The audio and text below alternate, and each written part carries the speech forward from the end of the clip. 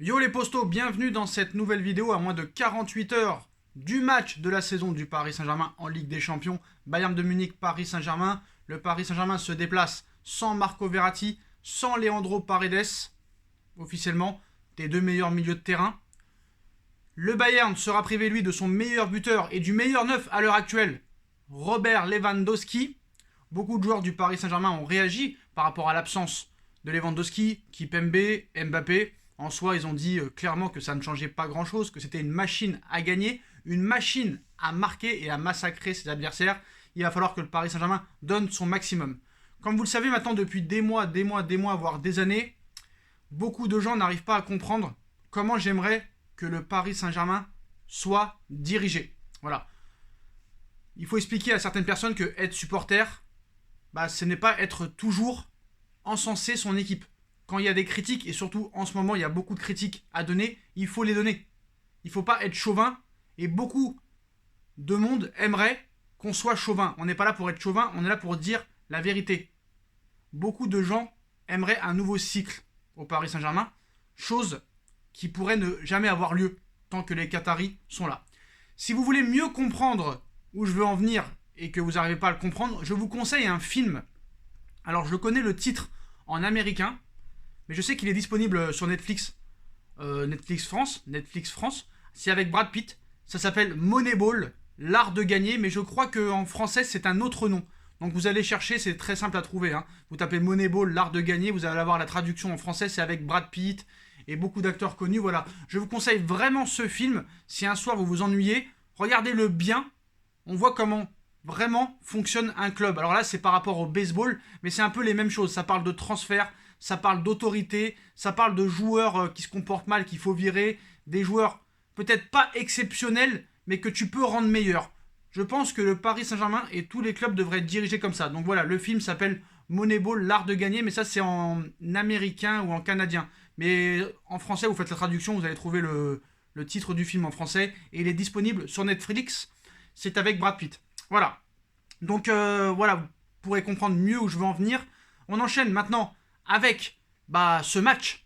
Quel compo, quel milieu va-t-on arriver lors de ce match contre le Bayern de Munich? Alors moi honnêtement je vais vous donner ma compo que je pense la plus logique pour espérer faire quelque chose. Et je pense que vous allez être très surpris, il y aura encore beaucoup de critiques en commentaire, il y aura encore beaucoup d'insultes, mais ce n'est pas grave. C'est mon avis le plus juste. Je pense qu'avec beaucoup de compréhension et de concentration, vous serez d'accord avec moi. Donc, pour revenir un petit peu d'abord aux infos avant de sortir ma compo, donc ça serait ma compo que je mettrais moi si j'étais coach. Voilà, Pochettino mettra une autre compo, ça c'est sûr et certain.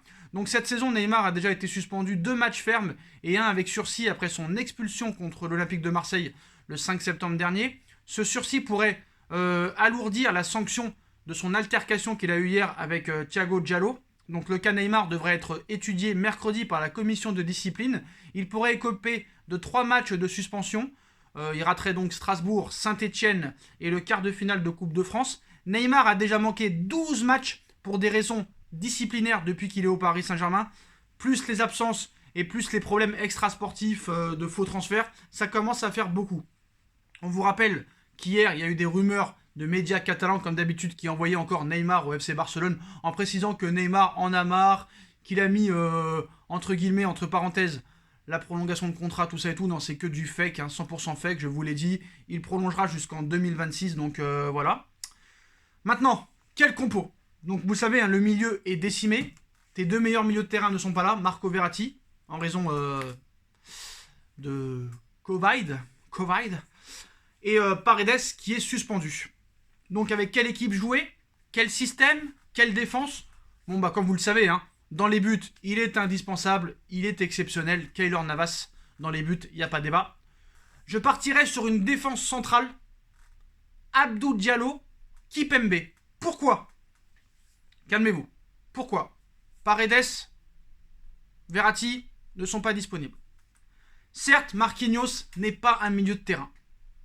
Mais Marquinhos a déjà joué milieu de terrain.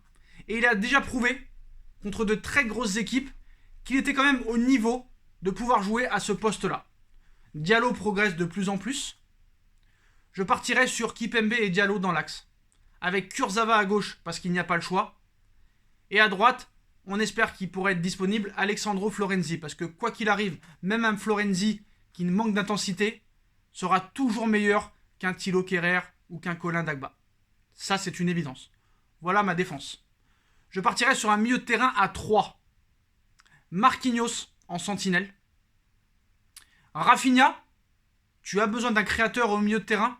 Alors je sais que tu l'aimes pas, Poché, mais tu vas devoir indéniablement le mettre parce que si tu ne le mets pas là, c'est que vraiment que tu as quelque chose contre lui. Tu n'as pas le droit de ne pas le mettre. Si Rafinha ne joue pas contre le Bayern, je pense que c'est vraiment une faute professionnelle et je pense que ce ne sera pas l'entraîneur qu'il nous faut. Déjà, j'ai de très très gros doutes sur lui. Même Ancelotti en 2011, avec une équipe vraiment sur le papier moins forte. On vous rappelle quand Ancelotti est arrivé en 2011, il avait des Gamero, des Guillaume Haro, des Néné, des Moussa Sissoko, et il n'avait pas commencé aussi mal en championnat. Pochettino enchaîne les défaites et les mauvaises prestations au niveau du jeu. Il faut être très clair et il faut le dire. Très peu de choses positives depuis son arrivée. Rafinha doit être titulaire. Voilà, aux côtés de Marquinhos en sentinelle. Après, pour le troisième, pour les accompagner, il y a un doute. Herrera, Gay ou Danilo. Gay, je suis pas du tout satisfait de son rendement. Franchement, je te dis non. C'est le genre de gars vraiment qui pourrait jouer en arrière, qui pourrait faire beaucoup de fautes, prendre un carton jaune très rapidement et après nous mettre dans la merde. Même s'il y a 5 changements. Herrera, gars très gentil, pas de problème dans le vestiaire, malheureusement qui ne sert pas à grand chose. Avec ses passes en arrière, manque de physique. Il va falloir du physique au milieu de terrain. Donc il reste 2 choix. Danilo Pereira, qui est incertain pour ce match, ou Julian Draxler. Sur le papier, j'ai envie de te dire Danilo Pereira. Pourquoi? Certes, c'est une brouette. Certes, il est très lent et très lourd. Mais s'il arrive à défendre debout, comme il a su le faire dans les années précédentes avec le FC Porto, je pense qu'il peut être très très très utile. Vraiment très utile. Alors mon choix va sur Danilo Pereira, mais j'hésiterai entre Pereira et Draxler. Une attaque à 3. Et là, vous allez être très surpris. Ça va clasher à tout va le Sacha. Ça va mettre les pouces vers le bas. Mais je suis désolé, il suffit de regarder les matchs. Il suffit d'ouvrir ses yeux, de connaître un petit peu le football, d'avoir vu le match aller contre le FC Barcelone, le match contre le Real 3-0, le match à Old Trafford 2-0. Vous allez m'insulter, mais c'est pas grave. Mbappé sur le côté. Ça, il n'y a pas de surprise. Angel Di Maria sur l'autre côté. Et Moise Kean devant. Eh oui, vous avez très bien entendu. Pas de Neymar. Pas de Mauro Icardi. Pourquoi? Je m'explique. Di Maria et Mbappé, quand Neymar sont pas là, sont beaucoup plus collectifs que quand Neymar est là. Je pense que Moise Kean, certes, est moins efficace que Mauro Icardi, mais Mauro Icardi n'a pas joué depuis très très longtemps maintenant, depuis plus de 3 semaines. L'hygiène de vie aussi est entre guillemets. La perte de confiance est là, même s'il a été buteur face à Lille. Franchement, si Mauro Icardi aurait eu quelques minutes dans les jambes, je t'aurais dit Mauro Icardi à la place de Kean, mais Kean ne rechigne pas à l'effort. Kean est quand même un buteur. Et Mbappé et Di Maria pourront, sans doute sur les côtés, pouvoir faire la différence en lui donnant des caviars. Et je pense que Moise Kean ne bégayera pas. Pourquoi pas de Neymar maintenant? Neymar, acheté 222 millions d'euros le 3 août 2017, qui devait être l'image phare du club, le mec qui devait te faire passer un cap. On voit que ça n'avance pas. Il y a des problèmes de partout. Problèmes de comportement, problèmes de blessures, problèmes d'hygiène de vie. Sur le terrain, le rendement est catastrophique. Tu regardes tous ces matchs et ne me parlez pas du match à Dortmund l'année dernière, c'est du passé. Ne me parlez pas du match de Manchester. Certes, s'il n'était pas là, peut-être que tu ne serais pas en quart de finale. En tout cas, en 8e. Mais est-ce que c'est grâce à Neymar que tu es en quart de finale de Ligue des Champions? On ne l'a pas vu contre le Barça, il n'était pas là. Il n'est jamais là.